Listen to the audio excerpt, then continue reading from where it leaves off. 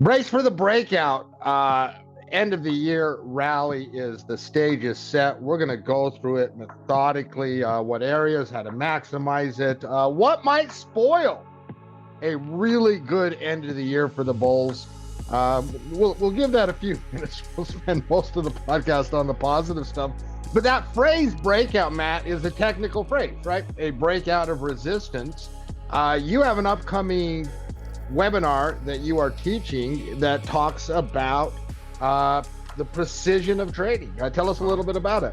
Yeah, we got a webinar coming up on December 2nd, 8:30 p.m. Eastern Standard Time. It's a registered webinar for all of our tackle trading community on YouTube, X, in our tackle trading community, our pro members, non-pro members, people that have access to the tackle today. We're doing a amazing webinar on December 2nd where I'm going to teach people the art of being a market assassin, Mark. Understanding exactly when to get into a trade, how to structure a trade, and not just from the technical side of the equation, although I'm certainly going to be doing that, but also understanding how to utilize the options market as your vehicle of choice in making those trades so that you can learn how to leverage your money like a pro. You can learn how to get into trades, use stop losses, target like a pro. It's going to be a little bit more than an hour webinar. It's going to be a absolutely fun show as well as we celebrate another year at Tackle Trading. And we're going to kickstart our holiday sell season at this webinar as well. So if you're looking for any educational needs, you're looking to become a pro member, you're looking to, get into our coaching program, you're looking to start getting into some systems, trading labs, whatever it is, we're kicking off our holiday season with a bang in the Precision Trading webinar, The Art of Options Trading on December 2nd, 8:30 p.m. Eastern Standard Time. You can register by hitting the link in the description below, or go to tackletrain.com/live-events, and you will be able to register for that webinar for free. And it's going to be an amazing educational time. So hopefully we see our entire community there. Yeah, listen, what did you use? Tackle the trade like a market assassin. You use that phrase, right? And that is where you as an individual want to get. And I'm going to talk three things, and I'm going to interweave them all at once. I'm going to talk about our scouting report rankings. I'm going to talk about the recent retracement in cyclicals. So give me industrials, give me small caps, give me RSP, give me any of those charts, Matt. We're going to talk them together. And one of the things that Matt does every week in our tackle trading newsletter is he helps formulate the rankings per areas of the market. And we have this minus 45 to plus 5, this huge scale in which we do it. And we, in different areas of the market heading into last week, had some selling pressure, right? And yet, Matt, based on his technical analysis, what he wrote about in the newsletter last week, and how he didn't downgrade a single one of these pullbacks, right? That was really heavy selling pressure in a lot of areas of the market. And yet, the precision trader in Matt, the market assassin in Matt, the technical knowledge that he has says, listen, this doesn't tell us anything other than it's a pullback. And he walked our community through that. Well, that pullback then led to some support, and break down that technical little journey we've had the last 5, 6, 7 trading sessions. Yeah, last week in the market, when we were dealing with the pullback and a little bit of concern in the market, and the market, regardless whether you were looking at the Qs, the Nasdaq, or the S&P 500, or the RSP, or diamonds, or IWM, regardless of the index, it really didn't matter, because they were all doing the exact same thing. They all had bullish momentum on the immediacy of Trump's victory from 2 weeks ago. They all had pullbacks to give up to give up that momentum the following week. And there was a lot of concern in the market that week, Mark, following the central bank, who was a little bit dovish, but kind of inconsistent in their policy. Obviously, there was some concern on the volatility coming back to the downside. Obviously, there's always concern in the market, Mark, when you're dealing with volatility, when you're dealing with uncertainties, when you're dealing with concern. And if you listen to the financial media, describe these events as the markets are coming back down, you oftentimes get a little bit fearful because of the way they describe the environment in general. Oh, market down 1.5 points, market selling very aggressively, market gapping down, market this, market that, and it's just how they describe things that is kind of off-putting sometimes, and it does bring in a little bit of fear to the environment when you're talking about if you don't truly understand the dynamics of what truly is transpiring. And so last week in the newsletter, not this week, obviously, I was talking about the momentum of the conditions following the retracements, but last week in the newsletter, Mark, that you referenced, I thought it was very important to make sure that our community understood exactly what was transpiring here. And the only thing that was transpiring was the market had given up a little bit of momentum, and the gaps that was created through the election momentum were filled. And once those gaps got filled, it really became a matter of understanding the depth of the retracement, understanding how support gets built. But the reality was that I didn't feel we were going to see further selling. And so I didn't want to downgrade the market, given the fact that in my estimation, we were simply dealing with what you would describe as a traditional bullish retracement in the market, which typically, oftentimes, not every time, obviously, because bullish retracements can, obviously come down, down, down, down, and down. But ultimately, the end conclusion of a bullish retracement is a wonderful buying opportunity. And I did not want our community to get that mixed up. I didn't want our community to fall into the trap that often lays itself when it comes to navigating these bullish retracements. And oftentimes it's how people describe them on Twitter, how people describe them in social media, how people describe them on CNBC or Reuters or Bloomberg or whatever your news source of quote unquote trust is that you go to. I just didn't want our community to get freaked out over a 2-day pullback that was most likely algorithm driven and was going to get gobbled up by the market. And that's what and it did. And I know, with that backdrop, because, as a trader, you have trades that you're like, all right, here's like the things that I might want to do, right? Well, I know for me, the second I saw that upward momentum on Thursday, it's like, all right, what's on my checklist? Right. Okay. Yeah. Sell and naked put here, add shares here. Once you saw that upward momentum and it carried us through. Now, one thing we've talked about in the last several weeks since the election, Matt, are these like Trump area winners, right? Yeah. And a lot of them have been, and Bitcoin, this is not cyclical, to name the yeah, top. yeah, and we'll talk about Bitcoin here a little bit, but the cyclical type areas, that wasn't like some great analysis. That is us reading like the easy to read things that everybody sees: energy, finance, industrial, cyclical areas, right? And that is what we saw take off with a pretty good vengeance on Thursday, right? The pullback on Thursday, the pullback on Friday was kind of universal, right? Maybe not finance, who kind of stuck up top. Sectors are different, but the indexes are very, very much the same right now. And then we saw the cyclical aspects, small caps, industrials, and we saw that on Thursday and Friday just take off. It feels, Matt, like we're in a moment, we'll talk about technology in a second, that the market is saying, all right, these are the pro-Trump, areas. We're heading into this really seasonal, favorable time of the year. I mean, if you want to know the stats, I mean, the average move in November on the S&P 500 over the last 20 years has been 2.25%. In December, 1.3%. This is a really, really seasonally favorable time of year, right?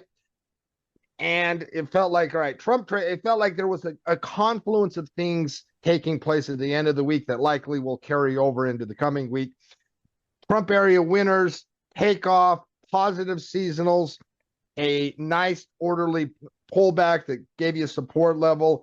And it feels like that cyclical move that started probably has a little more umph to it. Would you agree with that?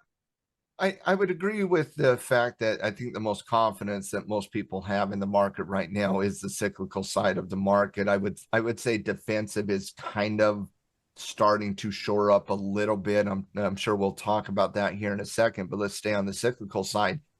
on Thursday, and I know you don't want to talk about Nvidia's report yet, so I'll try not to. Yeah, I specifically said, Matt, don't talk about Nvidia's report until I tell bring you. it up.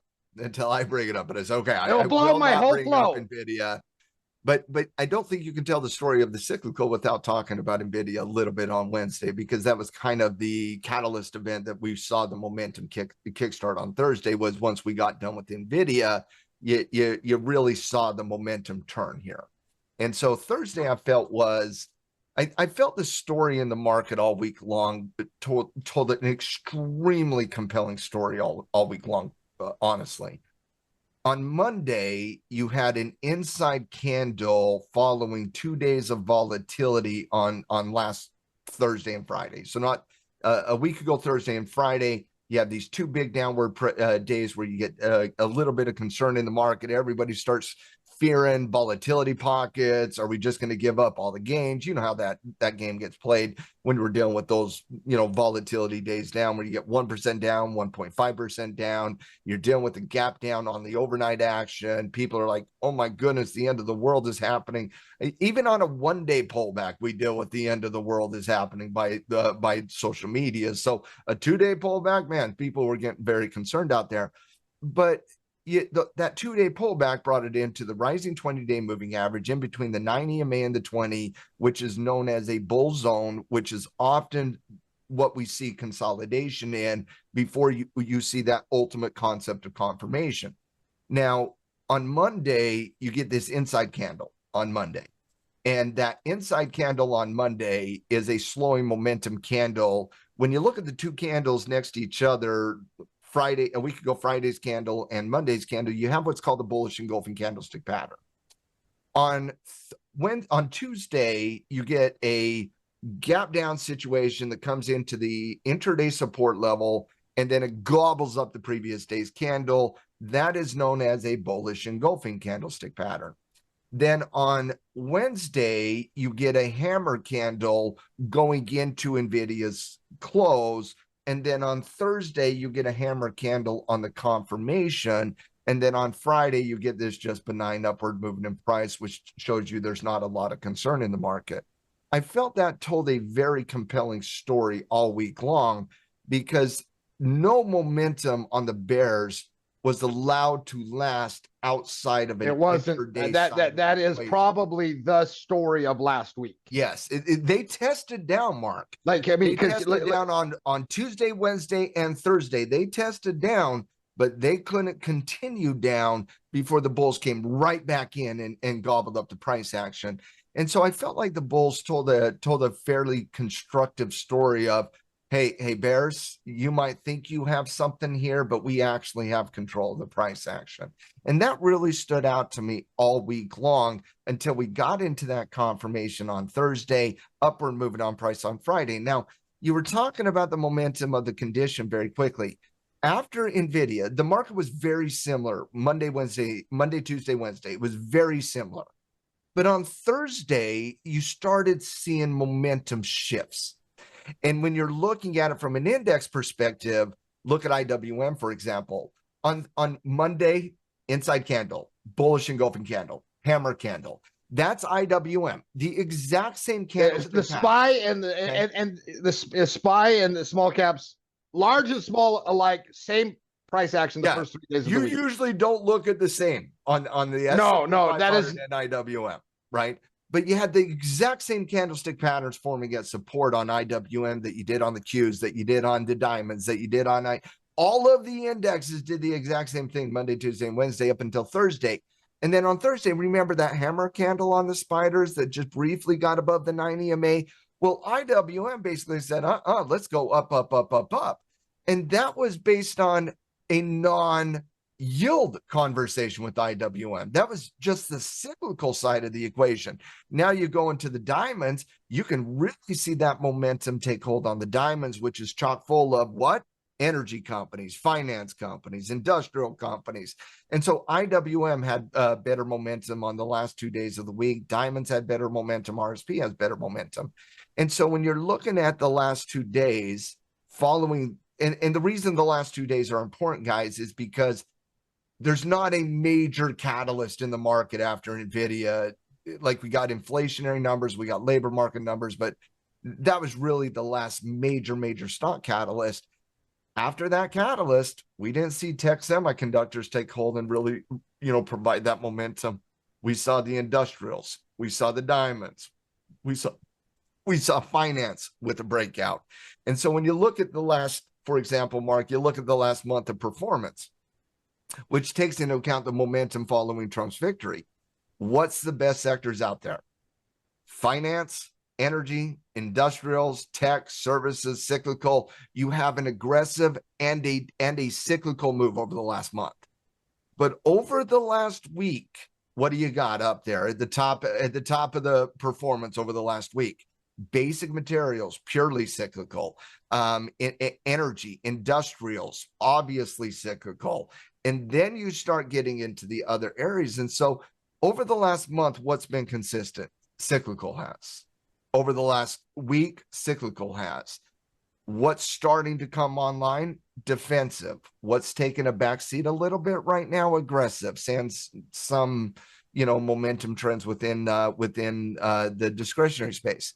And so you're absolutely right, Mark, that the last 2 days following kind of Nvidia, it was cyclical and defensive that stood tall, that currently now has the momentum going into the end of the year rally, hopefully. Yeah, no. And so this end of the year rally, listen, everybody in the market knows that this is a very seasonably favorable time of the year, right? The dynamics for options, the dynamic for flows as money is reinvested, right? It shows up over the years, right? Consistent, particularly on years where you've had big up years like this, where people have made a lot of money needs to be reinvested. And so for me, it's not a question, and there are a couple of things that could spoil the party. We'll talk about them in a second. But this is, I got full bull goggles on, right? Being cautious, blah, blah, blah, blah, blah, all the standard disclaimers about being responsible. But, looking for bullish opportunities. You're not going to go crazy on position size. You're not going to be breaking rules. You're just, yeah. you're getting more confident as I'm not putting all my accounting out of the money options, right? Yeah. Not doing stupid rookie stuff like trading. We're not ridiculous. But, you got the bull goggles on. I mean, if you don't have the bull goggles on, then I don't know what you're doing, right? Then I'm a contrarian. You're not reading a chart, I can tell you that. Yeah, I'm a contrarian. That's way too contrarian for me, right? The chart told you a story last week. Until that story changes, I've got the bull goggles on. And so it becomes a question for me of where to do plays, right? Now, cyclicals got the blessing from me, right? Credit, new opportunities. I even have some directional exposure for me, which is weird. Right? Weird because I'm normally a credit trader. I like it when theta gets greedy. Not much, mostly theta, but get a little. I said theta gets greedy. That's built into the conservative nature of theta. Yeah, and I might add a little bit more, right? Mm-hmm. And cyclical certainly, if I think it's golden from a credit perspective. I think if you have existing positions, you don't want choked off with covered calls, and you're looking for new opportunities. Now, that's already in motion, right? That's been in motion since the election. We've chronicled that. You showed the 1 month performance, right? That's already in motion. Mm-hmm. Now, bull markets tend to take turns, right? And these monster moves tend to take turns. Now, one thing, and give me the cues, one thing that was left out of this glorious technical story that you told, on Thursday and Friday was technology, right? Those big mega cap names. Not too dissimilar, but it doesn't have momentum, right? It does, and that's the thing. It's like, it's like, you can clearly see the difference when you look at the diamonds at resistance. But you're bracing for the breakout. The IWM at resistance, bracing for the breakout. That's a story that's as old as time as time is. We wait on high bases on the breakout typically when you get a slightly overextended, but you're not sniffing that on the cues. But Monday, Tuesday, and Wednesday were the same as small caps or the S&P 500. The momentum does not mean like, oh my goodness, sell everything you have in the NASDAQ and go gobble up your favorite industrial company. You know what I mean? Bull markets, you're absolutely right. They have a tendency to take turns. Doesn't mean one has to go down while the other one goes up. You know what I mean? I don't have a negative take on the Qs. I have a positive take on the development of the defensive areas of the market right now. I have obviously a positive take on the continuation of the momentum of the cyclical side of the equation, but I don't have a bear take on the Qs. Like this is how I'm tactically approaching the coming week. I got plays lined up in cyclicals, right? And, including small caps. I got general market plays lined up. I'm not a defensive oriented guy, although utilities makes me want to do something. I think we need to remove utilities from defensive. You're not taking utilities as a defense. I'm sorry. We got to remove it. Because listen, and that's an important point, because people are buying utilities for defensive exposure. We all, once again, and when I say we all, not as known, everyone knows it's a seasonally favored period. People are still catching up to the fact that utilities are not a defensive sector anymore. They're not. Tech has cornered the utility space. So. Like the amount of power needed to generate AI has put utilities in its own separate thing. Right? Its own separate thing. And so that breakout. I wouldn't call it aggressive, but I certainly wouldn't call it defensive right now. So, and I'm not a staples guy. I'm not really a healthcare guy. I'm not really a REITs guy. That's just me. I never have been, never, likely never will be. So that's not me. So for me, I'm a sucker for a good food-based company. It's too boring it's just too boring for me. Although we are going to talk about Walmart. We're talking that in stocks in the news. So okay. That's in my 5 stock stories this week. So give me a second. So that's my tactical plan, right? I think that's a lot of people's tactical plan. I don't think that's, I think that's pretty chalk, but I'm keeping an eye on tech, right? Because I don't know how long this cyclical move where momentum started on Thursday, Friday, right? We know in these juiced up markets, momentum can last longer than you would expect, right? True. But if you start to get overextended in that play, I probably am going to start taking profits, reducing cyclicals if, we're a week from now talking about an extended move. And I'm really going to start looking for tech, because it feels like the way the story will write itself. If we're talking this time next week in the podcast, we're talking about XLI, for example, or the diamonds being overextended. It's probably because everything we've said in this one worked out, and I guarantee once that occurs, we will start thinking. I mean, it just feels like that's how this plays out, right? It feels like this plays out. A cyclical move gets overextended, and then tech says, "Hey, we're not done with this seasonally fun time heading into the Christmas, right? It's time for us to have a little fun as well." It feels like that's how this story plays out. Yeah, and I wouldn't be surprised by that. I mean, I'm a big believer in allowing momentum to play out, and when a space has momentum, you don't want to question that. You want to allow it to. You want to open up that risk graph and allow the risk graph to breathe a little bit as the market's seeking price discovery here. The only thing I would say is we're coming into some resistance levels on the indexes that we're going to have to navigate. And that's why I said, brace for the breakout a little bit, because, oftentimes markets in a momentum condition don't care about technical analysis, right? They're momentum on top of momentum. But at the end of the day, resistance is still resistance, and RSP is that resistance. IWM is getting close to that overhead resistance. And so in those cyclical areas, you could see some really good secondary development of patterns here. 2-3 days of consolidation would really dial in that diamond cyclical area, for example. And so when you're looking at it, yeah, Mark, I could definitely see a scenario where the current momentum that is really only the last 2 days, by the way, everything that was created from a momentum perspective after Trump's victory was evaporated during the pullbacks. And so the momentum conditions is not from 2 weeks ago, it's only from the last 2 trading days. And so, yeah, I definitely am a believer in allowing that momentum to play out. And oftentimes what does occur in those environments in a picture perfect market that doesn't get variables is they go until they get overextended, and then the overall profit-taking environment will offset the additional buyers, which become limited at the higher price threshold. And so as that goes up and up and up, you're going to have less buyers and more sellers, because the buyers that bought, on Thursday, Friday, as that momentum is playing off, obviously they'll start locking in profit to offset the new buyers. You start to see that from a loss of momentum perspective. And so, yeah, I think you're definitely correct when you're looking at the current cyclical areas to say, let's let that momentum play out.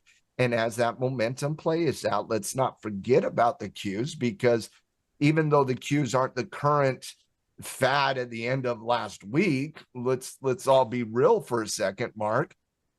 Are you not going to be interested in the multiple time frame breakout over the last 6 months on the technology space if we do break out at 238? Because to me, if you break out at 238, I don't care what's happening on IWM. I don't care what's happening on the spiders or the Q. Like, if you are breaking out of 238 on the Qs, we should be awake at that period on the technology space. Yep. So, I definitely believe to allow the momentum of the cyclical areas to play out. Take, for example, Mark, energy. Energy has been the one area of the cyclicals that has had, well, finance too. I think you would have to put finance into that as well. These areas of energy and finance are running on the exact same thing. They're running on the deregulation thing, right? Yep. They're not running on, oh my goodness, look at that growth story. Oh my goodness, do you see that latest earnings story? They're running on the Trump is going to force deregulation. And you know what? We need deregulation. We over-regulate everything, Mark. Like, I was reading a story the other day about how long it took us 120 years ago to build this train station. And it took like 2 months. And it's this massive, beautiful train station. It would take 14 years in America to do that. And it's not because Americans are lazy and they were hard workers 10 or 100 years ago. It's because we have too many laws on the books. We have too many things that stop people from getting things done. And so you look at energy, you look at industrials, you look at finance right now, and they're running hot on that deregulation theme. And what has transpired on that? Well, Mark, energy now is overextended. That's what's happening right now. Energy's a little bit overextended. And what is energy most likely going to do as it's now overextended? Well, it's most likely going to start forming up secondary patterns. And so, yes, I agree with you on cyclical, but not every sector in cyclical is setting up identically, because not everyone went through the exact same pattern development over the last little bit. For example, finance looks a heck of a lot better to start the week than energy does, given the fact that energy is overextended and finance just broke out of a high base. You look at industrials here. Industrials is now 3 days out for the pivot. You probably want a little bit more secondary development. And so, yeah, not everything is cooking in the cyclical. Some are already overextended. Others are just getting started. And so I agree with you in general, but I still think it's important to have an understanding of specifically what those sectors are doing. But once again, I'm just going to go ahead and broadly agree that allowing momentum to play out in cyclical while aggressive establishes that next beautiful leg type trade, just keep an eye on Qs at 238. Not the Qs, but XLK at 238. No, I mean, this week, how I think it will play out, and which would be an ideal scenario for me, is cyclicals make their move, but tech creeps up towards that resistance level during the week. And then next week, as we turn the calendar on December, tech is looking at a breakout. It would be nice if it plays out that way. Makes sense for it to play out that way. Honestly, that's the hallmark of bullish markets, is areas of the market that get hot, they get overextended. Once they get overextended, profit taking ensues in those areas, and all of a sudden, the left behind areas of the market that did not participate in that current momentum, they have a tendency to get a turn. Yeah, absolutely. Now you're allowed to talk about Nvidia, now that we're on technology, because one of the things, and you alluded to this earlier in the podcast, that kind of like industrials and cyclicals took off the second Nvidia. I know you don't think that that was a coincidence, right? People were waiting on the Nvidia report. Was it going to tech run or was it going to be cyclicals run? Honestly, I thought that was the number one question coming out of Nvidia is what areas of the market were going to run. I was never concerned necessarily with the market selling off aggressively following Nvidia. Nvidia wasn't going to be the catalyst after the Fed, after the election, to send the market spiraling down. It was a matter of what areas of the market coming out of that bullish retracement were going to confirm and which ones were not. And it was cyclical that did. Yeah, so every podcast, I got 5 stock stories that I found interesting. Obviously, Nvidia had earnings this week. Was some argue the last big event of the year from a macro standpoint. I would say, the CPI report on December 11th is going to be an important one. But point made, not a lot on the calendar of importance for the rest of the year. Nvidia had earnings. Talk about their earnings report. What you thought of it? Yeah, well, number one, I don't have the numbers off the top of my head, but I believe they came in at 81 cents versus about 73-cent expectation. They were about twice as good on the EPS beat as expected. Revenue was a very positive story. Revenue was up 96% year over year. However, that's where the flaw also comes into the analysis when it comes to Nvidia, because Mark, they had a very good earnings report. In fact, 18% beat on EPS. Revenue was 96% revenue increase year over year. They increased forward-looking guidance right around 5 to 7%, depending on the midpoint. And the conference call and the demand equations for the Blackwell GPU, and I think demand is outpacing supply all the way to the third quarter of 26, is what Jensen said.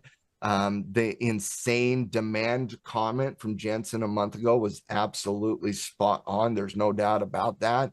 I didn't really see a flaw in their earnings report. But despite the fact that they pulled off a hat trick, had a wonderful earnings report, the market sold Nvidia on the earnings report and decided to run on cyclical and defensive last week. And to me, I do understand that defensive has taken a break for the last 2 months. Healthcare is still taking a break, getting absolutely slaughtered right now. And so I do understand it to a certain extent, but I don't think the market has Nvidia right here. I think the market's spoiled with Nvidia.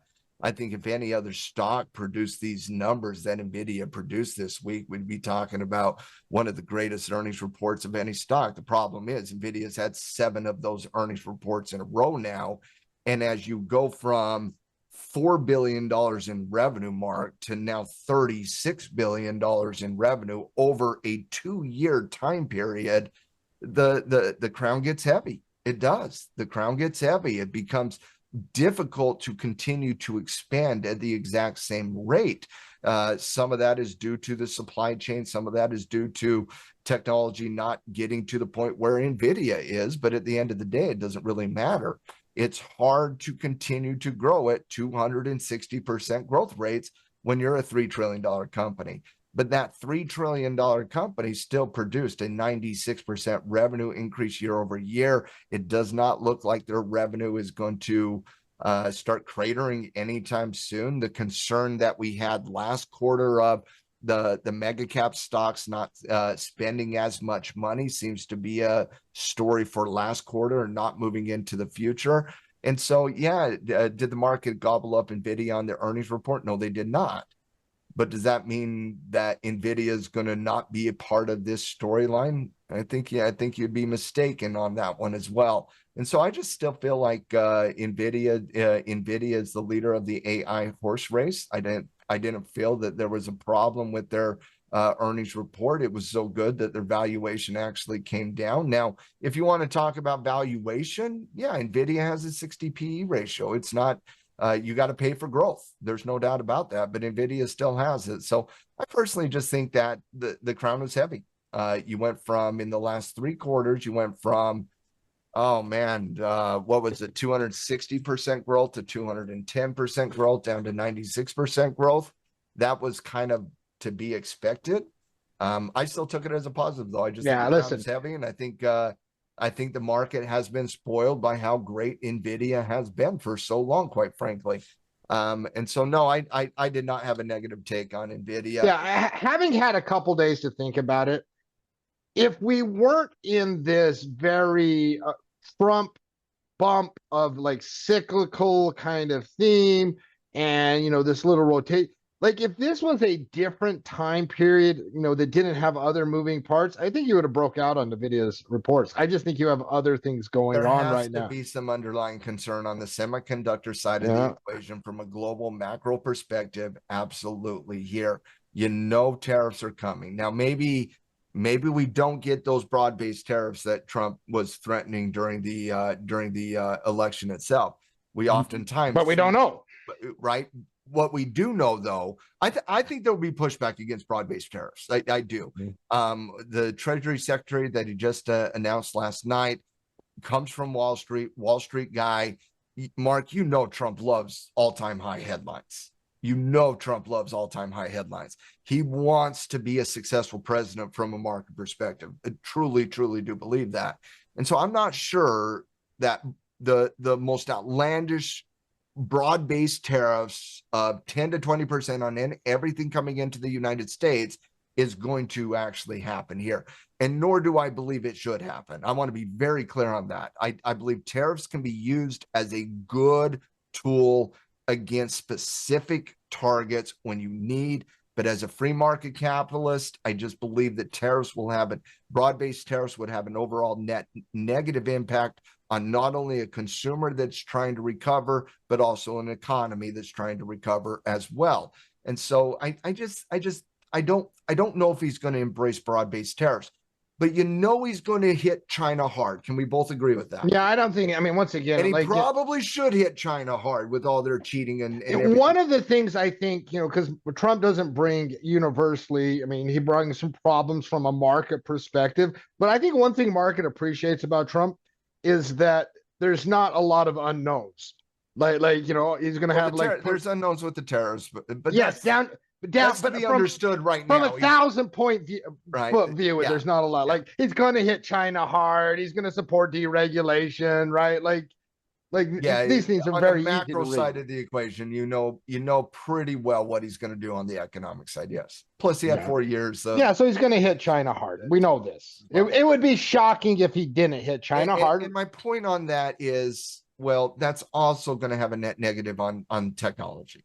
On semiconductors. Semiconductors specifically due to Taiwan and the Chinese situation and how important Taiwan semiconductor is to this entire equation. And also the tariffs are specifically selling Nvidia products to China as well.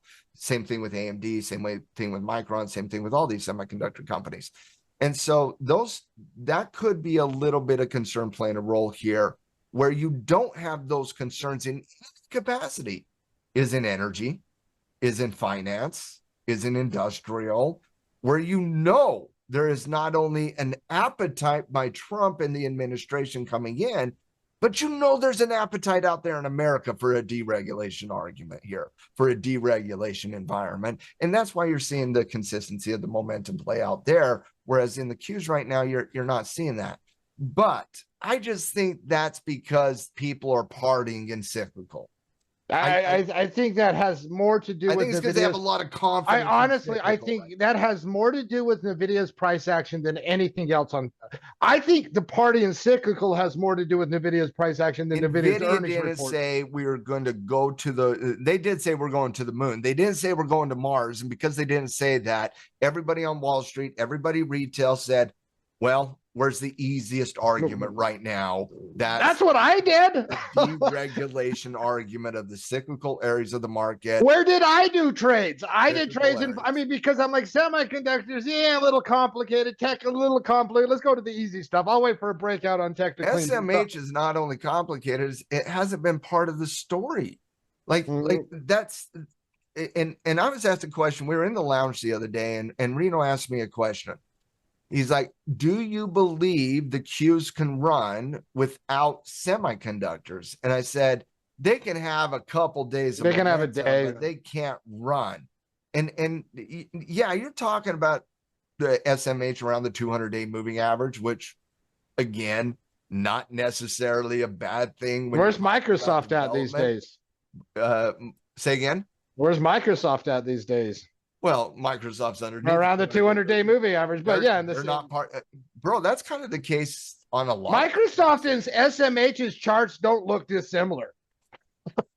Bro, if we were to have a Mag 7 chart overlaid against the every other stock chart, every other stock would be outperforming in recent history. Yeah. So yeah, like again, to finish my thoughts on Nvidia, I thought they had a great report. They had a great report. There's no doubt about that. But there is concern on the growth side of the equation as of right now that I think is being exasperated simply because the easy argument right now in the market is the cyclical. But once again, if that cyclical conversation gets overextended, we should title this podcast "Cyclical Momentum Until It's Overextended," and then look for the tech bump. Right? That's the base case. Because that's the base case. All right, Google. Justice Department wants to take away their browser. That second story I had in stock news today caused some downward momentum. This has been a storyline that has been in the backdrop for months now, right? So, like when you see a headline, it shouldn't surprise you. Does the government break up search? Yeah, I mean that's basically the thing. And Justice Department, whether Wednesday night or Thursday morning, I can't remember what, but they came out and they said, "Yeah, we still want to, right? We still want to." And so, does Trump have an appetite for that? Yeah, and that is the unknown here, right? Pam Bondi, who is most likely going to become the new attorney general, who's most likely going to be making these decisions. A lot of these teams, and this is the thing that has some variables to it, some landmines to the analysis as well, but Pam Bondi will most likely be confirmed as the new attorney general. Yeah, almost for sure. Like, I would be very surprised if Bondi does not get confirmed. I don't know what the poly market odds are, but I bet you they're like plus 90. like 97%, 96%, something really plus 90. But when you're looking at the new justice system coming in, right? Not new justice system, but Trump's going aggressive on the previous DOJ, and there's most likely going to be entire changes in how certain teams operate once Trump becomes the official president on January 21st. And so, my ultimate question on that Google breakup, and I think the market's got it right here. I mean, whenever you're talking about a breakup and there's obviously some smoke in there, it's a sell first, ask questions later environment. And so it's unfortunate. Google's a tackle 25 stock. Google had a great earnings report from earlier. Fantastic. Just a great earnings report. And so, but there is some smoke here and there is some concern here, but the ultimate variable is Trump on this one. Does Trump want to break up Google, or is Google going to do something to kiss Trump's ass? Because that's what I think it would take for Google to not get broken up. And you know what? As soon as that we know that Google will be in my top 5 stock stories of the week as well. Well, and all I can say is last week, I believe the CEO of Google called Trump to congratulate Trump on his victory, and Elon was there, and Elon probably has some advice for the Google CEO. So bend the knee, bro. Bend the knee. Dude, her search is gone. Bend the knee. All right, next story. Walmart. Can you imagine this 1,000 years ago? Bend the knee, or we're taking away your search. Everybody, like, it's just listen, it's what it is. Walmart, you brought this up. We don't want you to take away search. And Walmart's my third. Target's my fourth. I think these stories work well together. Walmart's stealing all of Target's customers. That's what we both had earnings reports. That should have been the headline after these 2 earnings reports. Because like Walmart was one day before Target, they both had, and it said Walmart stealing all of Target's customers. Yeah, Walmart was a fantastic report. They beat by 5% revenue. Mark, we geek out on Apple and Amazon's and Nvidia's revenue. Like we make an entire thing about Nvidia's revenue, right? Oh my goodness, they only did $36 billion, even though they were only doing $6 billion 2 years ago. Here's Walmart for the last 10 years. We just print $167 billion every quarter. That's what we do. It's absolutely astonishing to me how much money Walmart makes. They came in at $169.59 billion. That was up 5.5% from the previous year, which is certainly good enough for Walmart. But Walmart also raised guidance slightly. So they beat on EPS, they beat on revenue, they raised the guidance. Just a really good report. And not only that, but there was some context coming out of Walmart's report where they basically stated that the reason they are raising guidance is not because of food-based items, but because of discretionary items. And then you have to go to Target the following day, who got absolutely butchered when they didn't beat EPS, didn't beat the revenue decreased year over year. And then they lowered forward-looking guidance by saying the consumers tapped out and can't afford any discretionary items, when Walmart literally the day before raised guidance based on discretionary items. You cannot have two reports that are in the exact same space from a competitor perspective and be more different than Walmart versus Target. The only other time I can think of such utter domination here against two like companies was, do you remember that earnings report from like 18 months ago when Uber just absolutely yeah, and then Lyft was terrible, and all of a sudden you and I were just like, the war is over, Uber has won. I'm not saying there was a war between Target and Walmart. Walmart's won that for a long time, but this was Walmart stepping on Target's neck here.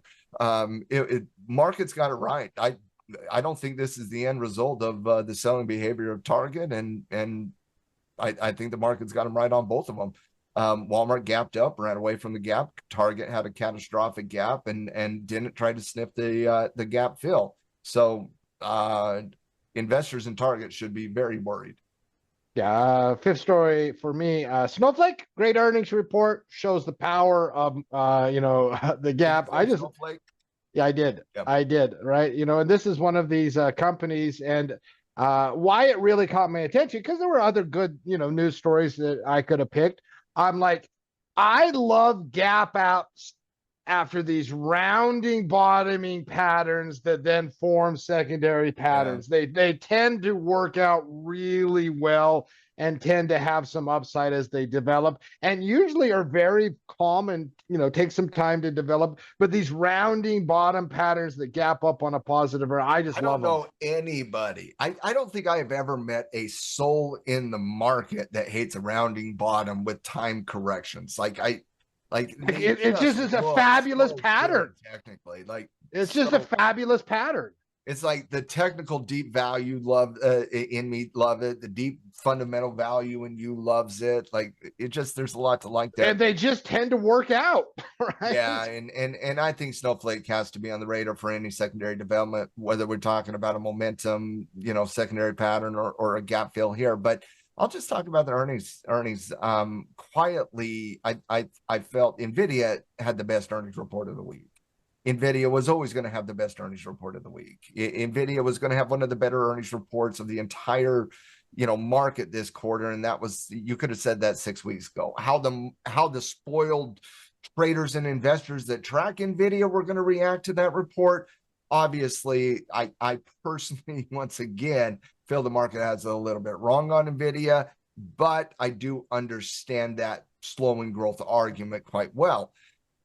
Snowflake didn't obviously have all the eyes on it, but it will now, Mark. When you beat EPS by 40%, you have revenue increase by 29%, and you increase forward-looking guidance by 3%, you're just going to get a lot of eyes on you very, very quickly, and that's exactly what Snowflake did. Snowflake is one of those disruption innovation companies within the technology financial space, right? It's kind of a merger between those two. The gap out got above a lot of weekly nonsense marks. So what you're looking at is any secondary pattern here would work. A pullback scenario, high base scenario. Obviously, you'd want to see the volatility decline here because it's quite hot, it's quite fast. So obviously let that decline. But no, this was a good report, one of the better of the week. And a pattern, like, listen, if, when we see the patterns, we'll point them out for our pro members, but certainly on the watch list. Listen, very, base case has been hey, cyclical is going to run. Tech will probably get the bump after, pretty bullish vibes in this podcast at this point. Give the Bears a couple minutes. Have bullish vibes after a bullish retracement gets confirmed, and now you have momentum in those.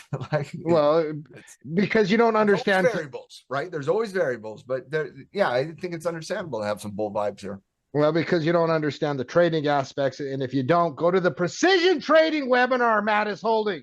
Link in the thing we talked about at the start of the podcast. Seriously, become a market assassin. Life becomes easier. Life becomes easier, and you make more money. I wanted to name the webinar Market Assassin, by the way, but I got vetoed.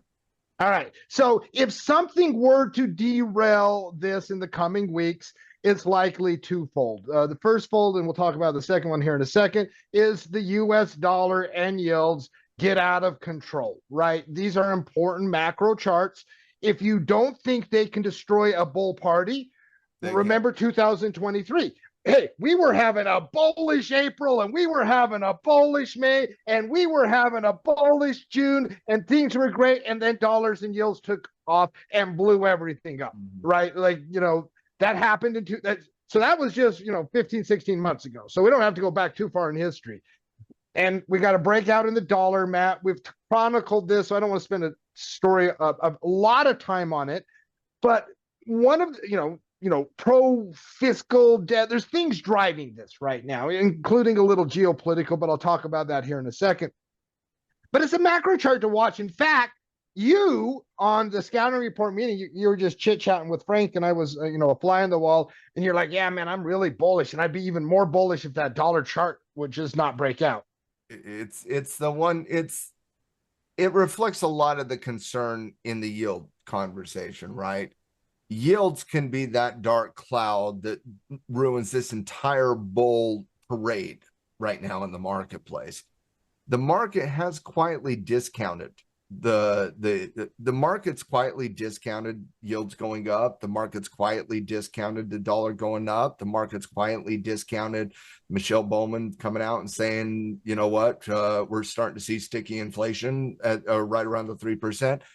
Mark, those are all the commentary that if that was to occur a month ago before the election, there's not a chance we would have been talking about some degree of volatility pocket on that.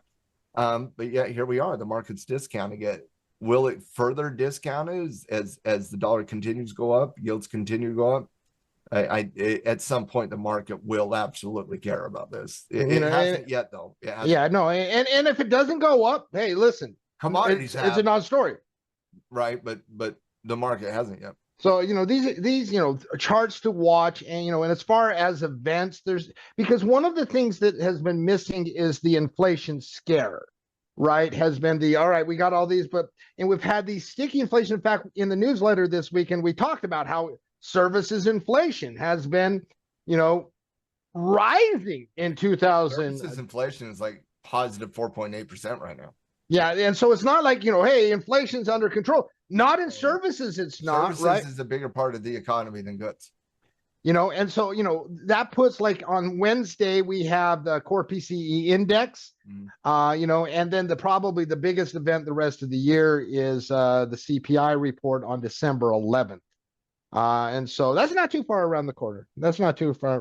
Hopefully I can take profits on my bullish trades at that point, scale back a little bit. Or CPI, but something to monitor. World away in front of that CPI. I know. Report.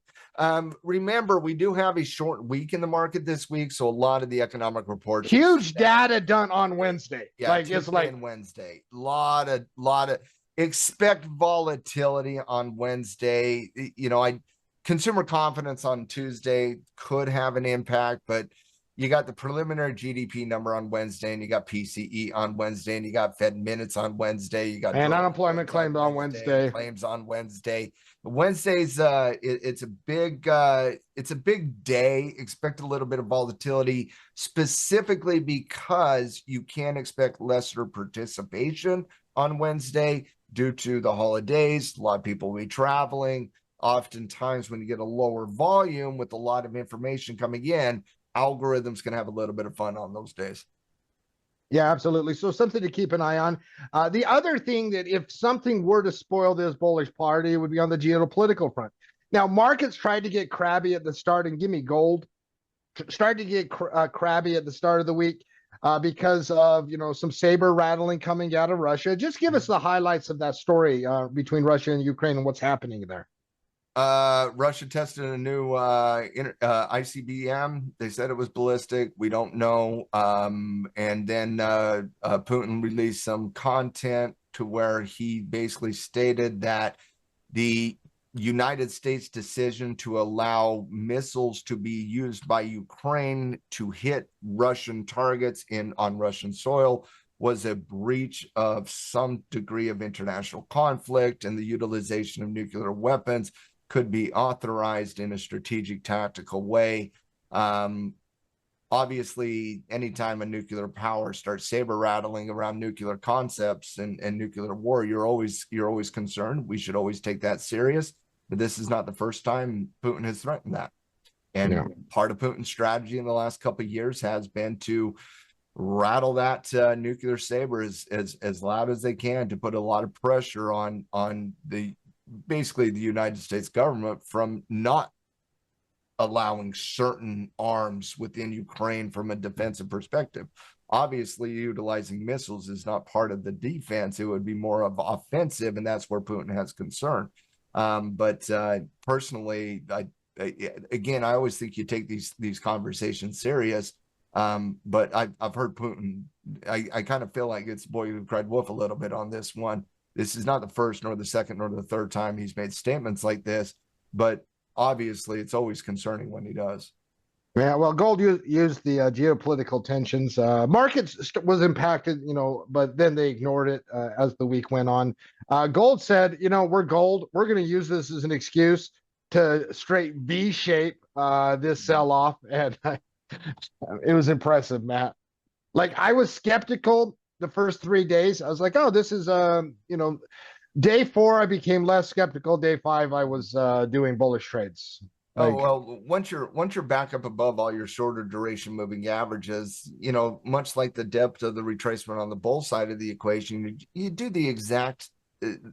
Just come to my precision trading webinar. I'll teach you all about it. But you just do the exact same on the bearish side of the equation. Once you get above the 9, once you get above the 20, once you get above the 50, and because of the speed on both the downward pressure and price and the upward pressure and price, 5 days got above it all. So no, you obviously have momentum here, but that momentum is based on the concern on the geopolitical side. Oftentimes, those geopolitical concerns fade fairly quickly, though, Mark. Yeah, absolutely. And I think we all hope to see this one fade pretty quickly too.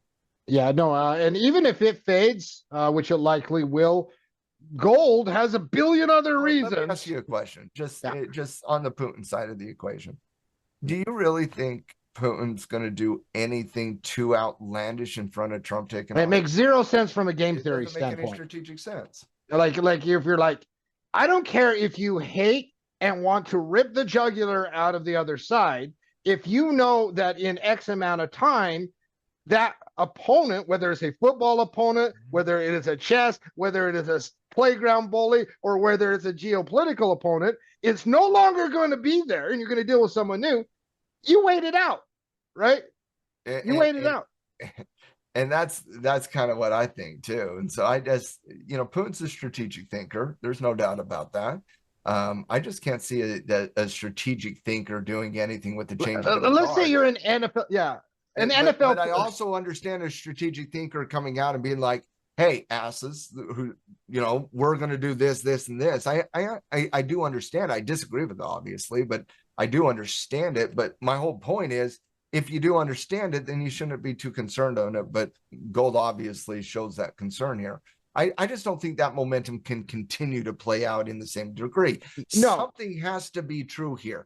Either the dollar going up due to the concern geopolitically is true, or gold going up due to the geopolitical concern is true. But they both can't trend like that. That's I don't want to say it's impossible, but I would have a very difficult time seeing gold and the dollar trend simultaneously on the exact same storyline. Yeah, I'm very much looking forward to, because what happens in the market so often is you get a news story, right? Geopolitical, World War III. Oh, let's get a bid in gold, which we're coming off oversold conditions, right? Perfect timing for that to hit. And then that plays out for the week, right? All week long, and then the next week you have a different vibe. Right. And right now, I haven't seen any, like, hey, the world's still here. We haven't entered, there haven't been any tactical nukes launched. I haven't seen any escalatory headlines. Right. And so if that plays out throughout the weekend, what happens on Monday? There's a different vibe. Right. And so things settle in a little bit differently. And it'll be interesting to see what the technical development is. Let me put it like this. Do you really think if the market really thought about, like, there was a hypothetical chance of a nuclear strike, they wouldn't have been buying every intraday dip on Monday, Tuesday, Wednesday, or Thursday? Yeah. Like, you know what I mean? Yeah. There was no selling in those stories in the market. And so is gold telling that story? Is the dollar? I just don't think this story sticks, is my point. Yeah. Final story to talk about today is Bitcoin. One of the things dude, you got to start by saying congratulations. They hit 100,000, dinged 100,000. Like, you said, I don't know, 4 or 5 times this week. Once you broke out of that short-term resistance, you're like, this thing just wants to go taste 100K, right? It did on Friday for a moment. Trader's Land, there's a magnet up there. It's going to go up there until it hits it. But Scott Bessent, am I pronouncing his name right? Like the new Treasury Secretary? Yeah, new Treasury Secretary, yeah. It's Bessent. Is that how you... Bessent, right? Like, I don't know who he is. You know Janet Yellen, because nobody could be Janet Yellen. He might be the second greatest treasury. We don't got a Yellen. We got just the standard. Scott Bessent. We got a guy who worked for, famous short seller. He worked for. This guy seems very chalk, right? This guy seems like guy, pure hedge fund guy. This guy seems like very chalk. Traditional markets should, but he's also had some very positive things to say about Bitcoin. Unlike Janet, who I don't care if you are a trader or a bull out there, you are listen, you are not giving Janet Yellen enough credit, and you haven't sent her flowers, because she helped you make money over the years. She just understood markets. She knew how to make dips Janet rip. Yellen's a pumper, absolutely. Like, she knew how to make dips rip. She's a market pumper, absolutely. And Scott might do a great job, but nobody can be as. Janet knew how to make dips rip. She just knew how to do that. She knew how to say the exact right thing. So, but Janet hated Bitcoin. I can't wait to read the stories of what Janet Yellen did in the first 10 months of 2024. Yeah, I can't wait to read the. But Janet hated Bitcoin, and new Treasury sector, part of an administration that is very crypto friendly. State Bitcoin. So could we just get a cooling off period, or I can't chase this at this point, Matt. I'm not a momentum guy. You move this fast, I'm just usually done. So I have to wait for the next whatever, right? That's just how I approach it. But I definitely think at this point you're very overextended here. There's not even a debate here. You haven't had a secondary beautiful setup. RSI is currently at 97. RSI only goes to 100, guys. It's at 97 right now.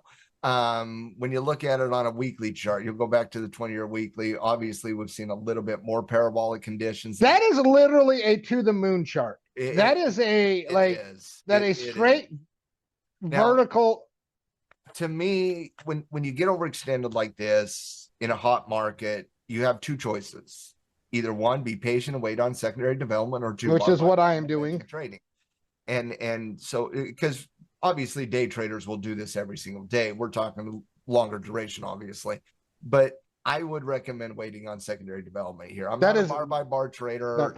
I don't love bar by bar trading. I always feel like I don't have an edge. I always feel like I'm just trading the greater fool theory, Mark. Like whenever I bar by bar, it's like, can I find somebody who's a greater fool to me that's willing to pay a higher price than me? Can I find somebody that's willing to pay $100,171?